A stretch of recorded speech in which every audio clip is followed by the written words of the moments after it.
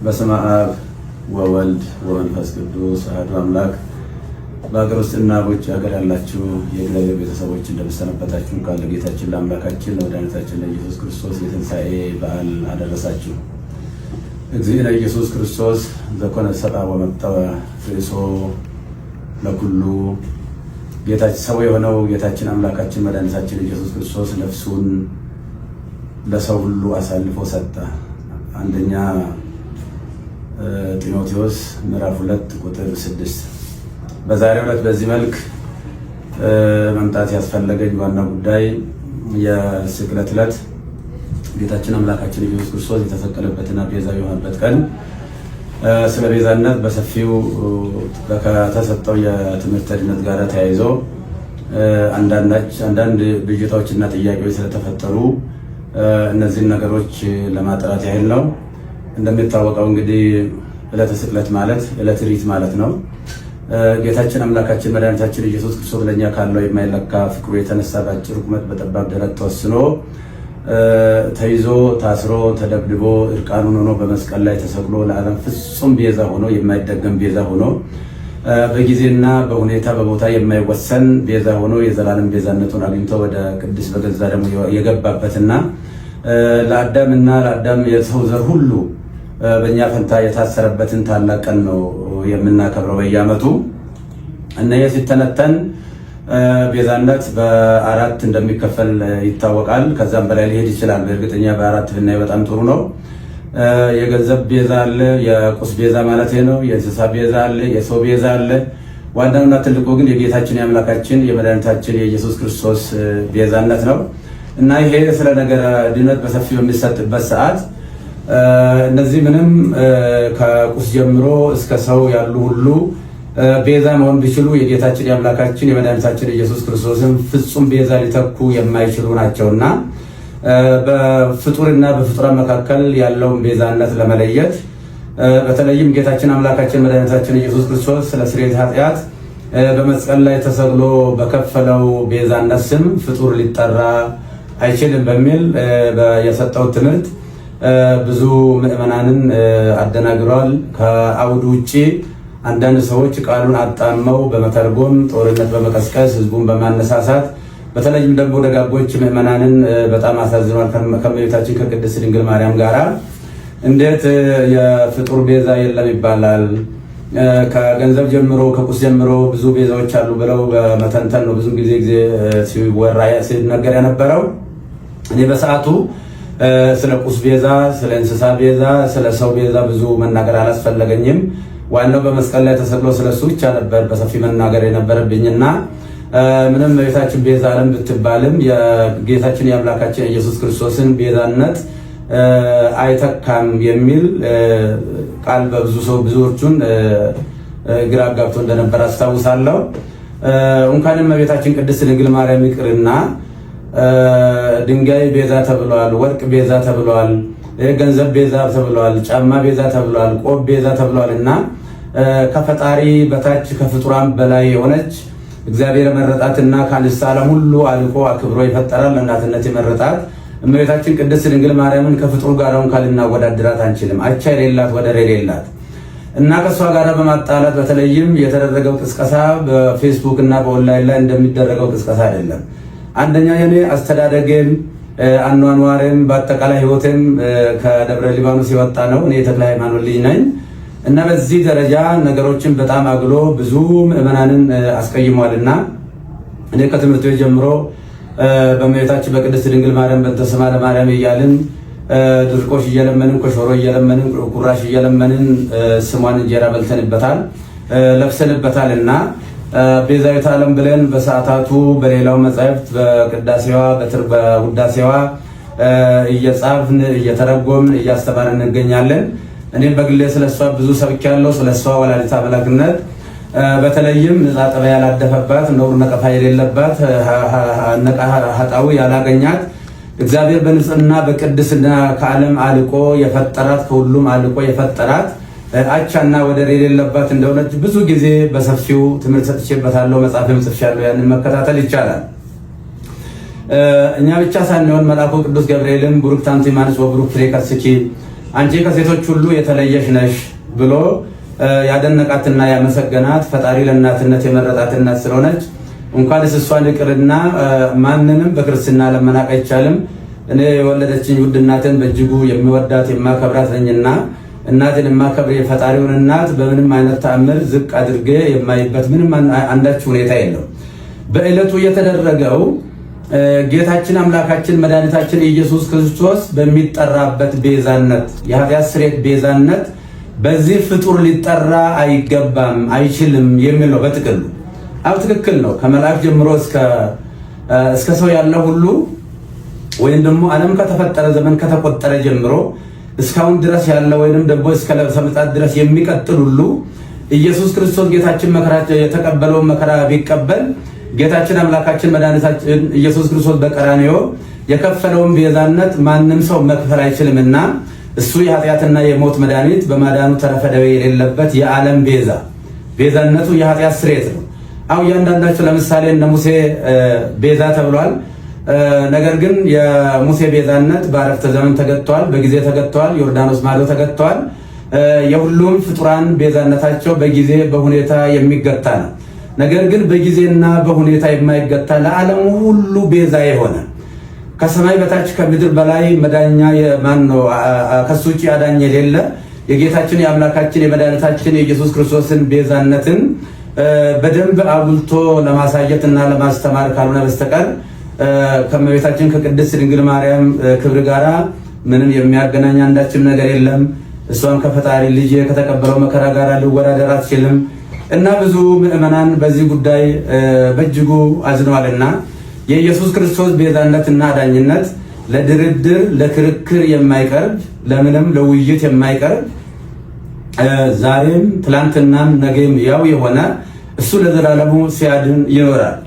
እንግዲህ ይህ ሲባል ሰዎች ለሚዲያ ፍጆታ አንዳንዶቹ ደግሞ ከሆነ ነገር ጋር የተያያዘ በሚመስል መልኩ የተከፈተብኝ ዘመቻ እኔን የማይመለከተኝ መሆኑን ህዝቡ በደንብ እንዲያውቅ ለማለት ፈልጋለሁ። እንደምታወቀው ይህንን በሰፊው በሚዲያ በማራገብ ምዕመናንን በማሳሳት በማሳዘን በማልቀስ የተለያየ ትርጉም በመስጠት ሲያካሂዱ የነበሩ ወንድሞችና እህቶችን አባት ነኝና አባት እንደመሆኔ መጠን ሳልቀየማቸው ይቅርታ እያደረግኩ እግዚአብሔር ይቅር በላቸው ለማለት እወዳለሁ። በተረፈ ግን በፍጹም የዋህነትና በፍጹም ቅንነት ያዘኑ የተከዙ በዚህ ጉዳይ ላይ እንዴት ያሉ የዋሃንና ንጹሃን ቅዱሳን ምዕመናንን ከልብ ይቅርታ ጠይቃለሁ። ቤተክርስቲያንም ደግሞ በዚህ ጉዳይ ስሟ በመነሳቷ ታላቋ ቤተክርስቲያን ይቅርታ ልጠይቃት እወዳለሁ።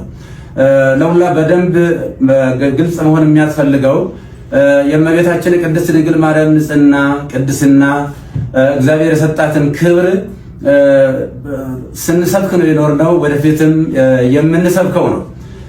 ለምሳሌ እመቤታችን ቅድስት ድንግል ማርያም እስራኤል ቀይ ባህርን ሲሻገሩ ውሃ ሳያረጥባቸው ጭቃ ሳይነካቸው በደረቅ መሬት እንዳሻገረ ሁሉ በብሉይ ኪዳን ጥንተ አብሶ ካለባቸው ወላጆቿ እሱ በመለኮታዊ ኪነ ጥበቡ ጠብቆ አስውቦ አሳምሮ የፈጠራት እጅግ ውድ ናለች። በአሳ አንበሪ ዮናስ 3 ቀን ውሎ ሲያድር አሳ አንበሪ ሳያደማው ሳይቆስለው እግዚአብሔር በኪነ ጥበቡ በመለኮቱ ጠብቆ ወደ የብስ እንዳመጣ ሁሉ ከርኩሰትና ከኃጢአት ጠብቆ በአዳም በቀደመው የአዳም ጥንተ ስጋ ፈጥሮ የሰጠን እናታችን ነች። ወላዲተ አምላክ አምላክን የወለደች እግዚአብሔርን ለእናትነት የመረጣት። ስለዚህ የእመቤታችን የቅድስት ድንግል ማርያም ቤዛነት የሚጀምረው እንደ ፈጣሪ ባይሆን ለምሳሌ ሙሴን ለፈርዖን አምላክ አድርጌ እሰጥሃለሁ አስነሳለሁ ለፈርዖን ቢለውም ሙሴ የባህሪ አምላክ ሆነ ማለት አይደለም። እንደዚሁም አማልክት ዘበጸጋ የሚባሉ አሉ። የጸጋ አማልክት ናቸው እንጂ የባህሪ አምላክ አይደሉም። እመቤታችን ቅድስት ድንግል ማርያም ቤዛዊተ ዓለም ብንላትም በእናትነቷ ሰማይና ምድር የማይወስነውን ልጅ ወልዳ በመስጠቷ ቤዛዊተ ዓለም እንላታለን እንጂ የጌታችን የአምላካችን የመድኃኒታችን የኢየሱስ ክርስቶስን የቀራንዮ የመስቀል ላይ ቤዛነትን ትተካለች ብለን አይደለም። ስለዚህ እሷ በንጽህና በቅድስና የታተመች እናት ስለሆነች ከታናሽነታችን ጀምሮ ውዳሴዋን በመድገም ቅዳሴዋን በመማር ያደግንባት እቺ ታላቅ ቤተክርስቲያን በአሁኑ ሰዓት ፈተና ሊደርስባት አይገባም ብዬ እላለሁ። በተለይም ይህንን አጀንዳ በስፋት የሚያራግቡ ወንድሞች ጥፋት እንኳን ቢኖር ቀረብ ብሎ መጠየቅና መመካከር፣ ችግርም ካለ መፈታት ነው የሚያስፈልገው እንጂ በሚዲያ በእንደዚህ አይነት ጦርነት መቀስቀሱ በእውነቱ ትዝብት ላይ የሚጥለን ይሆናልና ለወደፊትም እመቤታችን ቤዛ ስንል እንግዲህ ቤዛዊተ ኩሉ ዓለም ብሎ ታላቁ አባ ጊዮርጊስ ዘጋስጫ በሰፊው ዘምሮላታል። ያሬድን በሰፊው ዘምሮላታል። በዚህ ጊዜ እሷ እንግዲህ ከተጸነሰችበት ጊዜ ጀምሮ ጌታ ጸንሳ ሳለ አይሁድ በተሳሳተ መንገድ ባልገባቸው መንገድ ብሉይ ኪዳን በነበረው የጭካኔ መንፈስ እሷን በድንጋይ ቀጥቅጦ ለመግደል ጥረት በሚያደርጉበት ሰዓት ውድ ዋጋ ከፍላ ለመሞት ሙካ ፈቃደኛ ሆና፣ ነገር ግን ዮሴፍ ጻድቅ ሆኖ የጸነሰችውም ደግሞ ሰውኛ ሳይሆን እንበለ ሩካቤ ሳይሆን በእግዚአብሔር መንፈስ ቅዱስ በማይመረመር የመንፈስ ቅዱስ ግብር መሆኑ ስለታወቀና ዮሴፍ ሊገልጣት ስላልወደደ በእንደዚህ አይነት ሁኔታ ከዛ ከሞት እንዳመለጠች እናውቃለን። ልጇን በምትወልድበትም ሰዓት በቤተልሔም ሰዎች በናቁትና ባቃለሉት ለአፍታም በማይቆዩበት በከብቶች ግርግም የገዛ ልጇን ወልዳ ስትሰጠን ለእመቤታችን ያለን ፍቅርና አክብሮት ወደር የለውም። ነፍሳችን ትመሰክራለች። ይህ ብቻ ሳይሆን እመቤታችን ለልጇም ቤዛ ነች። ለልጇ ለሕፃኑ ለኢየሱስ ክርስቶስ ገና የ2 ዓመት ሕፃን በነበረ ጊዜ ሄሮድስ ልጆችን በሚያስገድልበት ጊዜ ልጇንም እንዳይገልባት የሞት ሰለባ እንዳያደርግባት ከእስራኤል ጀምሮ እሳት የሆነውን የሳራ በረሃን የቀን ሐሩር የሌሊትን ቁር ችላ ታግሳ ረጅም ዘመን ረጅም ወራት ተጉዛ ወደማታውቀው ወደ ግብጽ ተሰዳ ብዙ ዋጋ ከፍላ መከራ አይታ ልጇንም ከሞት ያዳነች እንደገና ደግሞ እስከ ቀራንዮ ከልጇ ያልተለየች እመቤታችን እናታችን ቅድስት ድንግል ማርያም ነችና እሷን እንኳንስ አይደለም ለማቃለል ለማመስገንም ብቃትም አቅምም ሞራልም ያለው ሰው የለም። እና ይህንን ጉዳይ ቅድም እንደተናገርኩት ሰዎች ለሚዲያ ሽፋን ችሎታን ለሚዲያ ፍጆታ ለማዋል መጽሐፉን ከአውዱ ውጪ በመተርጎም እየተሰጠ ያለው እየተሰበከ ያለው በዕለቱ የኢየሱስ ክርስቶስ ቤዛነትና አዳኝነት ነው። ስለዚህ ለምንድን ነው ጥላ ቤዛ ይባላል፣ ሌላ ቤዛ ይባላል የሚልም ሊቃውንቱ ከሰሞኑ ጀምሮ ግሱን እየተነተኑ ሲነግሩን ከርመዋልና ለተነተኑልን ትንታኔ እያመሰገንኩ በሰዓቱ ስለ ጫማ ቤዛነት፣ ስለ ባርኔጣ ቤዛነትና ስለ ልብስ ቤዛነት፣ ስለ ገንዘብ ቤዛነት፣ ስለ ቁስ ቤዛነት፣ ስለ ብሉይ ኪዳን እንስሳ ቤዛነትም ብዙ ለመተንተን አላስፈለገኝም። ምክንያቱም ታላቁና ሕያው ቅዱስ አምላካችን ኢየሱስ ክርስቶስ በመስቀል ላይ ተሰቅሎ ስለሆነ የግድ እሱ መሰበክ ስላለበት እሱ መነገር ስላለበት ከዚህ የተነሳ ነው እንጂ እኔም እመቤታችንን ለማቃለል ለመናቅም አይደለም። እኔ በዚህ ደረጃ እኔም መፈረጃቸው በጣም አዝኛለሁ። ምዕመናንም ደግሞ በዚህ ደረጃ እውነት መስሏቸው በተሳሳተ መንገድ ይህንን ማሰባቸው እንደ ትክክል አድርገው መውሰዳቸው ትክክል አይደለምና ስለዚህ እመቤታችን ቅድስት ድንግል ማርያም ነች የጌታችን የአምላካችን የኢየሱስ ክርስቶስን የማዳን ትምህርቱን ነገረ ድነቱን የዘላለም ቤዛነቱን አዳኝነቱን በማዳኑ ተረፈደ የሌለበት መሆኑ መርገመ ስጋ መርገመ ነፍስን ያስወገደ የሞትን ክንዱ ብርት ሰብሮ ወደ ቀደመ ሀገራችን ወደ ቀደመ ቤታችን መመለሱን ወደፊትም በሰፊው የምናስተምረው ይሆናል። የቤተክርስቲያናችንም ትምህርት ነው። እመቤታችን በነገረ ድነቱ ስጋዌ ስናስብ መነሻ ወሷ ናች። እሷ ዋና መነሻ ነችና በነገረ ስጋዌ ውስጥ በነገረ ድነት ውስጥ አምላክ የሰጣትን ቦታ ከስጋዋ ስጋ ከነፍሷ ነፍስ ነስቶ ነው የተሰቀለው። ስለዚህ እንደ ቤተክርስቲያን እንደ ግሌ እኔ ለእመቤታችን ያለኝ ፍቅር እጅግ የተለየ ነው። እኔ ስሟን ጠርቼ በእንተ ስማ ለማርያም ብዬ ተምሬበታለሁ ስሟን። አሁንም የምንጸልየው ሌላ ጸሎት የለም። የሁለቱ ውዳሴ ማርያም እሱ ነው እኮ የምንነግረው። አንቀጸ ብርሃን ነው የምንጸልየው። ውዳሴ ማርያም ሲባል ግን ተራ ድርሰት ሊመስላቸው ይችላል አንዳንድ ሰዎች። በውዳሴ ማርያም ብሉይና አዲስ ኪዳን የታጨቀበት ምርጥ መጽሐፍ ነው።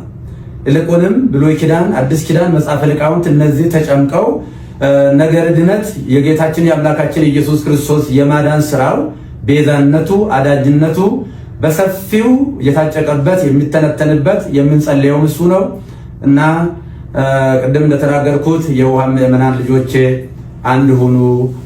እኛ በዚህ ሰዓት አንድ ነው መሆን ያለብን። በጠላትነት በዚህ መነሳሳት የለብንም። ጥፋትም ካለ ቤተክርስቲያን መዋቅር አላት። ይሄ በየአውደ ምሕረቱ ያለው ከስድብ እንደዚህ ያለ ነገር ጥሩ አይደለምና ይህንኑ አደራ ለማለት ነው። እግዚአብሔር ሀገራችንን ይባርክልን፣ ይቀድስልን። እግዚአብሔር ይባርካችሁ፣ ይቀድሳችሁ።